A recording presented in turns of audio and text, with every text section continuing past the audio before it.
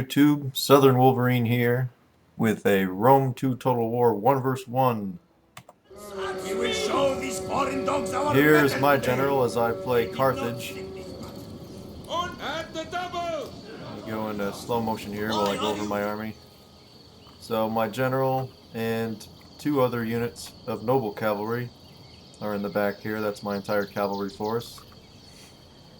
I have two units of these Libyan peltasts behind my main infantry force, which consists of two units of these late Carthaginian hoplites, four Libyan infantry as my melee line, and then I have a screen of three units of African pikes out in front of them. And my other skirmish force is these two units of mercenary Cretan archers. Let's go back into real time. And now as I crest this hill, you see I catch a glimpse of my opponent's force. He's down here in the low ground. I was expecting him to be on top of that hill opposite me. So this took me a little bit by surprise, so I'm going to have to sort of redeploy in order to face him. He's got 5 units of these slingers, so he has quite a large missile component. And for Macedon, he doesn't have many pikes, which also surprised me a little bit. I was fully expecting to fight, 4 or 5 units of these foot companions. In reality, there's only one of them, just his general. And his general's foot companions are flanked by 4 units of these thorax swordsmen, and he's got 5 units of hoplites split out on the 2 wings. He also has 4 units of Thessalian cavalry, which are not all visible at the moment. So you see a couple of them here popping in and out of view. And he's got right now 2 out on his right wing and 2 on his left wing. So he's maneuvering out into this open area here. Well, he's moving into the trees first, and then he's going to end up coming out into the open here. I didn't want to come down and meet him. I saw that cavalry flag pop up over there, so I didn't want to move my whole force down to meet him on the flat, then only to have cavalry catch me in the rear.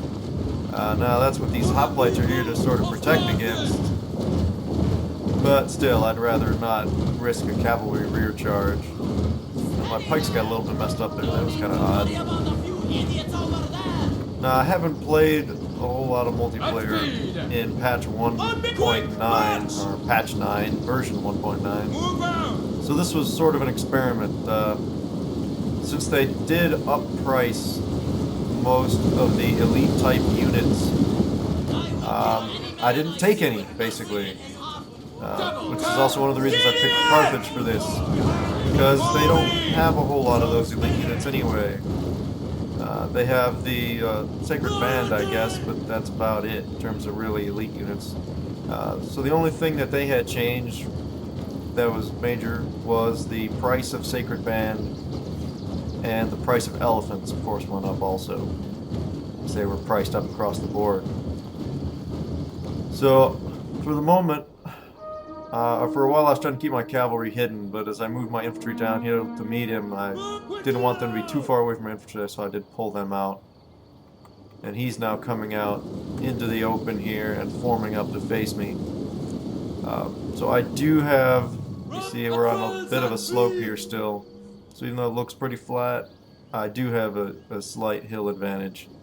And as I move my cavalry out, I was thinking maybe I could get the jump on 2 units of these and take them out, since I realized these were Thessalians, however they actually pronounce that.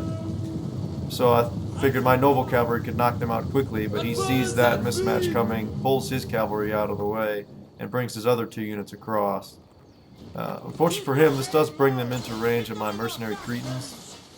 I did not get them into heavy shot in time, so I didn't get a good heavy shot volley off, but I am going to pick off a few of these guys as they come across here. So I guess I got 4 of them, 5, 6 of them. Not too bad, but I mean we're in a smaller unit size, so there's only 28 units or 28 men in each of these cavalry units. So losing a handful is not insignificant. So now I'm going to shift over and try to get a little bit more of a hill advantage.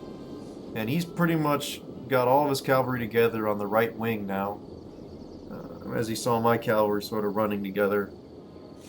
So, and they're pretty much going to stay together for the rest of the battle. And that's kind of what they have to do. I mean, he could separate them and run interference attacks and feints and things like that. But if he wants to use his cavalry to fight mine, he's going to have to keep them together. So now we're squaring up for a skirmish battle. He obviously wants to skirmish a little bit, which is why he's got 5 units of slingers. Now these guys aren't very good. They're not certainly one of the better, skirmish units, but there are a lot of them. They do have the 150 range, so they match the range of my Cretans.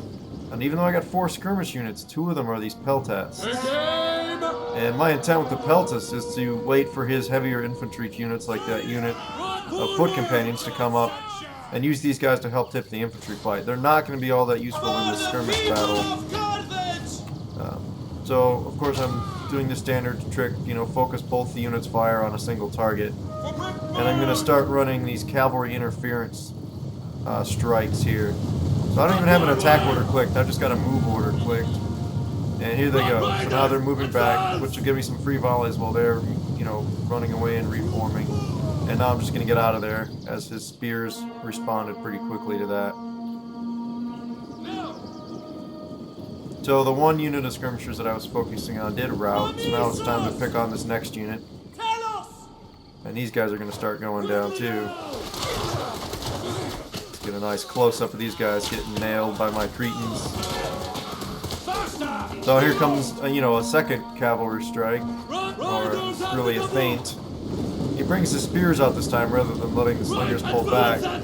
So I fake a cross attack and pulled them back out. I didn't really want to get caught in a big fight with all 5 of these hoplite units on that flank. That would have been a disaster. Still, we did rout 1 more unit of these slingers, so gradually this skirmish fight is going my way. I am losing some of these Cretans, but you see only 5 of that unit's down, and these guys are still full strength. So I'm clearly winning the skirmish battle at the moment. Forward! So he's now going to run a cavalry interference move of his own. And I can't afford to take the chance, and I have to pull these guys back. And he gets them turned around before I really get a good volley in return. And he didn't come in range of my Libyan peltasts, which I was kind of hoping he would. Because a good volley or 2 from those guys would have thinned these guys out quite a bit. So he's moving his cavalry up the flank, and meanwhile the skirmish fight continues. My cavalry are running another interference attack from this side. And it looked like I might actually get a shot at these guys. But he pulled 3 units of hoplites over to this side, so he's back to hoplites flanking his main melee line. So now he's running his interference strike over here. So we both had very active cavalry in the skirmish battle. I saw him moving a little bit late, but I was able to bring over these hoplites. I did even have an attack order clicked there for a second because I thought Shuri was about to commit. But he pulls out, not wanting to fight my spears. And realizing he's losing the skirmish fight at this point, really he's lost the skirmish fight at this point, he starts bringing up all his infantry. And I was starting to make a strike, but I thought better of it because I didn't want to get my cavalry drawn into a big melee. I'm going to try to use them for 2 things, maybe to get a hammer and anvil strike, but primarily to ward off his cavalry, because they're not high quality cavalry, but they are shot cavalry. If they get a good rear attack or something, it could really mess me up, since my melee troops, pretty much everything I've got isn't high quality. It's middle of the road, cost efficient, but not super high quality. So now the peltasts are doing their job. They're hurling their spears into the approaching melee troops. My pikes are in position, so my pikes are going to take on these sword units in the center, and this 1 unit of foot companions, which, once they're engaged, is going to take the brunt of my peltast's fire. And this unit, I'm just going to send 2 Libyans against this 1 thorax swordsman. The Libyans have better attack, the thorax have better defense, but I have twice as many guys in that fight, so that's going to be pretty decisive. I got my cavalry uphill of his as he was moving around behind me, and I'm running a downhill. He runs away, and I'm going to not chase him too far, because I don't want to chase him up that hill, because then he'll have the downhill advantage on me. So I'm happy for the moment at having held him off of my rear lines. So now we're seeing some waivers along his line, and I'm trying to push these guys out, see if I can't turn this flank. But here comes his whole cavalry charge. Now against spears, maybe not the best use, but I mean he's got to do something with these guys. They're just being wasted at the moment, and my infantry is winning this fight. So then my cavalry comes in to join the fight, and this is just going to turn into a big brawl over here. So now all the center units are broken, but he's still got 3 units of hoplites on his right. That sword unit did break. So he's got 3 units to my 2, but I've got a hill advantage, and I'm swords to his spears, so I'll have a bit of an edge there. This pike unit freed up from the main line is also coming to join in. They got a little bit mixed up. I'm not sure quite what happened there. But I wasn't paying attention, probably, is all it was.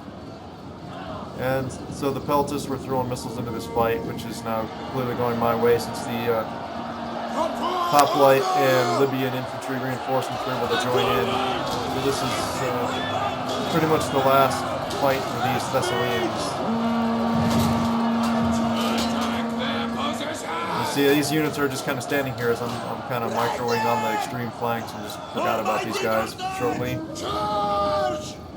But now more pikes are coming in, and these last hoplite units over here are getting totally flanked, and they're not going to last much longer either.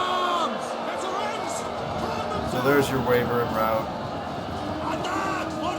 And his last skirmishers are also going to rout.